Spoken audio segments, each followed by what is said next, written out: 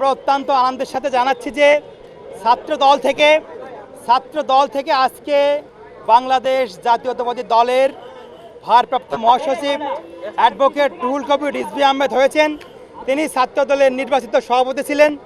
আমরা ছাত্র দলের কর্মী হিসাবে, ছাত্র দলের নেতা হিসেবে এটা আমরা গর্ববোধ করি যে আমরা অত্যন্ত আনন্দের সঙ্গে জানাচ্ছি যে আজকে এটি আমাদের ছাত্র দলের প্রত্যেকটি নেতাকর্মীর জন্য খুবই আনন্দের দিন। আপনারা দেখেছেন যে এই পল্টন পার্টি অফিসে রিজভী আহমেদ কিভাবে একা তার লড়াইটি চালিয়ে গিয়েছেন। দেশনেত্রী বেগম খালেদা জিয়া, শহীদ প্রেসিডেন্ট জিয়াউর রহমান এবং তাদের সুযোগ্য পুত্র জনাব তারেক রহমানের দিক নির্দেশনায় তিনি কিভাবে দলের জন্য নিবেদিত প্রাণ হয়ে কাজ করেছেন, ছাত্র দলের জন্য কাজ করেছেন এবং আপামর জনসাধারণের জন্য, দেশের জন্য কাজ করেছেন।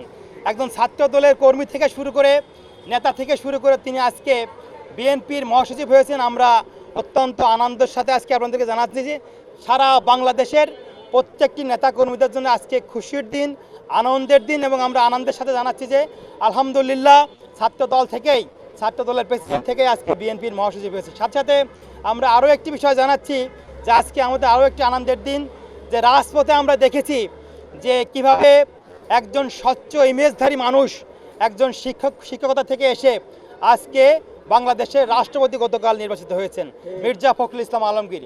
বাংলাদেশের স্বচ্ছ রাজনীতিতে বাংলাদেশের মানুষের জন্য সবসময় কণ্ঠস্বর হয়ে যে দুইজন ব্যক্তি কথা বলেছেন, একজন হচ্ছে মির্জা ফখরুল ইসলাম আলমগীর, আর একজন হচ্ছে বিএনপির সিনিয়র যুগ্ম মহাসচিব ছিলেন, গতকাল থেকে তিনি ভারপ্রাপ্ত মহাসচিব হিসেবে দায়িত্ব পালন করছেন অ্যাডভোকেট রিজভী আহমেদ।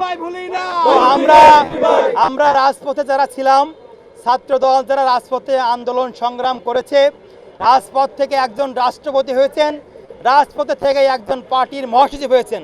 এটা আমাদের জন্য অত্যন্ত আনন্দের এবং আমরা মনে করছি, আমরা প্রায় বলি যে তারেক রহমানের বিশ্বস্ত হাতিয়ার হিসেবে এখনকার যিনি রাষ্ট্রপতি হলেন মির্জা ফখরুল ইসলাম আলমগীর এবং দলের যিনি মহাসচিব হলেন অ্যাডভোকেট রুহুল কবির রিজভী আহমেদ, এরা বিগত সময়ে রাজপথে থেকে তাদের যোগ্যতার, দক্ষতার এবং নেতাকর্মীদের সাথে যে আত্মিক বন্ধন তাদের তৈরি হয়েছে, এটি রাজপথে তারেক রহমানের আগামী দিনের সবার আগে বাংলাদেশ বিনির্মাণ করার জন্য উনি দিনরাত পরিশ্রম করে কাজ করে যাচ্ছেন।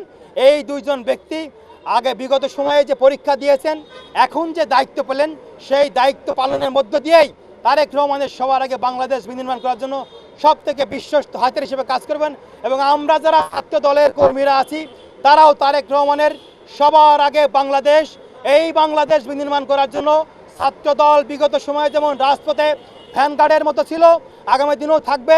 আমরা মনে করছি যে তারেক রহমানের সিদ্ধান্ত বাস্তবায়ন করার জন্য ছাত্র দল সবার আগে সর্বাগ্রে দায়িত্ব পালন করবে। ছাত্র দল জিন্দাবাদ। দেখুন, বাংলাদেশ বিনির্মাণ করার জন্য বাংলাদেশ সবার আগে, বাংলাদেশ ফার্স্ট বিনির্মাণ করার জন্য যে ব্যক্তিটি কাজ করছেন জনাব তারেক রহমান, বাংলাদেশের প্রধানমন্ত্রী এবং তার মন্ত্রী পরিষদে, এবং যিনি রাষ্ট্রপতি হলেন, যিনি মহাসচিব হলেন, এরা কিন্তু দীর্ঘ সময় ধরে কাজ করছেন আমরা বাংলাদেশ বিনির্মাণ করার জন্য।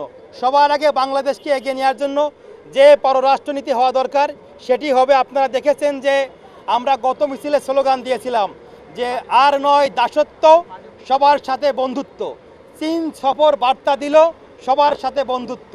মালয়েশিয়া সফর বার্তা দিল, আর নয় দাসত্ব। আমরা বিগত সময়ে শেখ হাসিনার আমলে যে দাসত্বর পররাষ্ট্রনীতি আমরা দেখেছি, আমরা কিন্তু সেই শৃঙ্খল থেকে, বন্দিদশা থেকে আমরা মুক্ত হয়েছি। তারেক রহমানের নেতৃত্বে বাংলাদেশ গণতন্ত্রের পথে যাত্রা শুরু করেছে। এই যে নব দিগন্তের দ্বার উন্মোচিত হয়েছে, আমরা মনে করছি এখন থেকে তারেক রহমানের নেতৃত্বে আপনারা দেখেছেন যে মায়ানমার কিন্তু দীর্ঘদিন ধরে যে রোহিঙ্গা ইস্যু ছিল, তারা কিন্তু বিগত সময় যারা দায়িত্ব পালন করে তারা কিন্তু রোহিঙ্গা প্রত্যাবর্তন করতে পারেনি।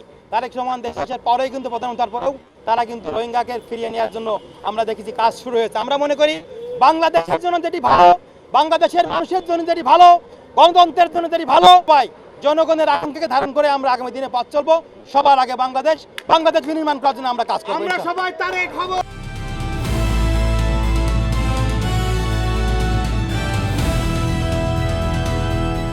দিনাজপুর টিভি, মানুষের জীবনের কথা বলে।